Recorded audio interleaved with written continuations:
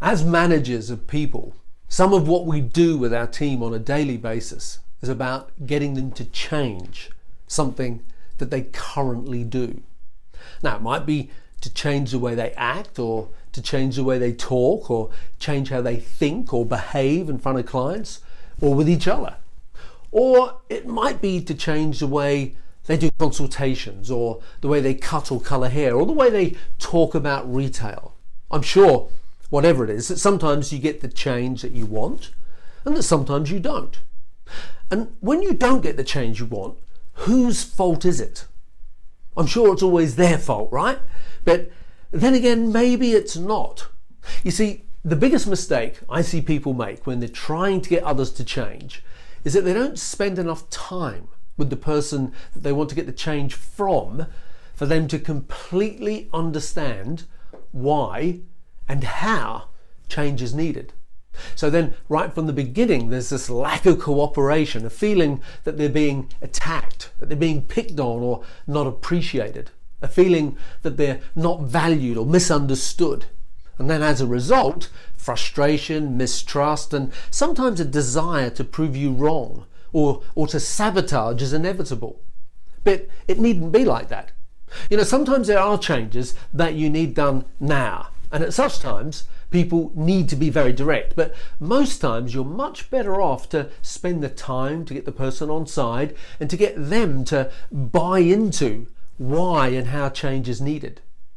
You might have to tread lightly or beat around the bush for a bit, but that's not wasted time. It's often simply the process that needs to be taken to understand and eventually to get the best out of each other. Now, depending on what the change is, the person who you want the change from may sometimes have more experience and understanding at the coalface than what you do. Now, if that's the case, you'd be hugely arrogant and foolish to not get them on side and to use their experience and knowledge to achieve the best possible outcome. For example, imagine you've got someone on your team who's in charge of inventory control and that you want them to change how it's done. Now, sometimes they may have been doing something in a certain way for a period of time, and they may have some very useful insights into why the change that you're suggesting isn't actually a good idea. Look, maybe that's not the best example, but I'm sure you can see what I'm trying to get to with that.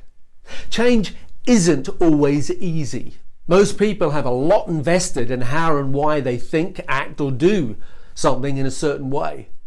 And taking the time to understand their perspective and to get them fully engaged in bringing about change will pay dividends for everyone in the long run. You see, letting go is often the issue.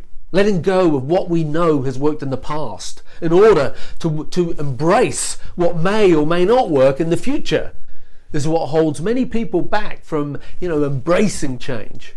But if you want to be effective as a leader, a manager, a teacher, or even a parent or mentor, you need to develop the skills to bring out the best that everyone has to offer. You need to get them to not only understand why change is needed, but more importantly, to get them to recognize and feel that they're an essential and valued component in making change happen. Now, if you haven't already got it, I suggest that you read my books, Grow 2 Management and Grow 3 Team, where there's a lot of ideas in there about change. So thanks for watching, and I hope that this has been helpful. And if you don't already subscribe to this, the 2-Minute Salon Manager, you can do so by visiting growmysalonbusiness.com. And if you don't already do so, I suggest that you follow me on Instagram and Facebook at Grow My Salon Business. In the meantime, have a great week.